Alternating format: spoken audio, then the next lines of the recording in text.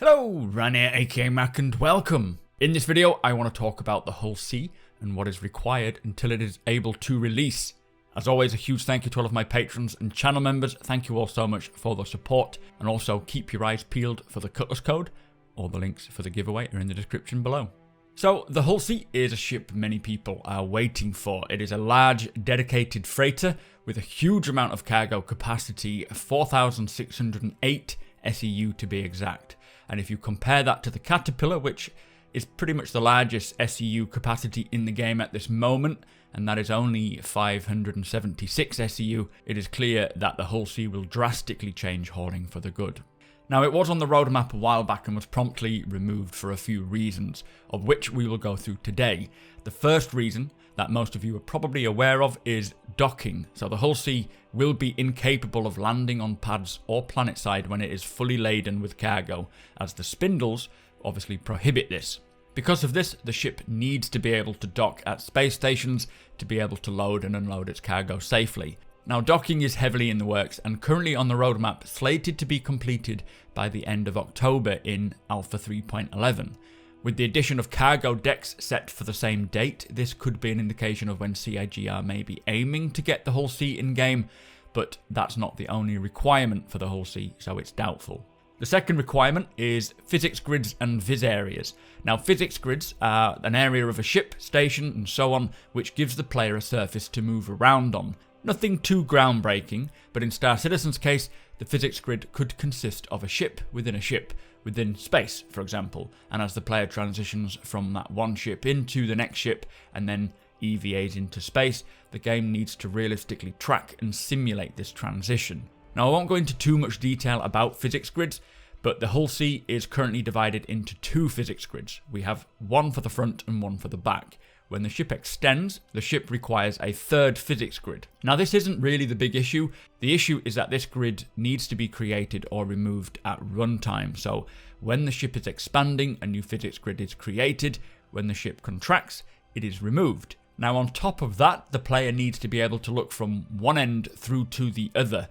So if you were stood at the back as the ship is extending and creating this new physics grid, the player will need to be able to look directly through the tube and keep that realism and immersion. This is what is called a vis area, and alongside physics grids, it sounds like this will be worked on simultaneously.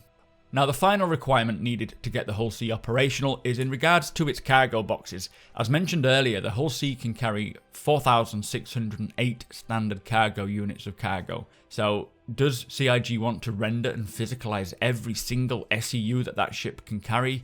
Of course they don't. That would just tank the performance and make it very inefficient. So bear in mind that the Hull C is not even the largest of the Hull series. The Hull E, which is the biggest of the Hull series, its cargo capacity is close to 100,000 SEU. So they need to come up with something that will enable the Hull series to have a fully physicalized cargo, but not destroy the servers when it's fully laden. So what Cloud Imperium intend to do is create larger cargo boxes. So instead of rendering each individual 4,608 standard cargo unit box, they would render maybe 46 100 cargo unit boxes, or something along those lines.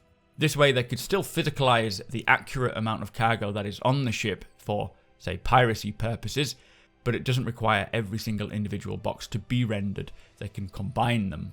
Now, other than these three main requirements needed for the Hull C, I would expect some level of persistence will be required for tracking of the cargo boxes, as well as potentially Tony Zarevek's quantum economy system maybe being part of the requirement to make the Hull C viable. Now, we don't exactly know what stage of development each of these requirements are at. There has been a recent physics refactor with 3.8, which could have something to do with it, and as we know, the iCache is heavily in the works and beginning its implementation.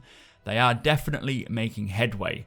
They did say that most of these tasks are in production now or imminently moving into production, so it is still very promising that the Hull C could make an appearance this year, but that is definitely not a given.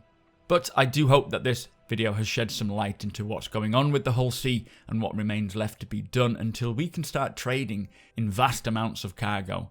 Do let me know what you think. Do you think that we will see the Hull C this year, or do you think not? Let me know in the comments below.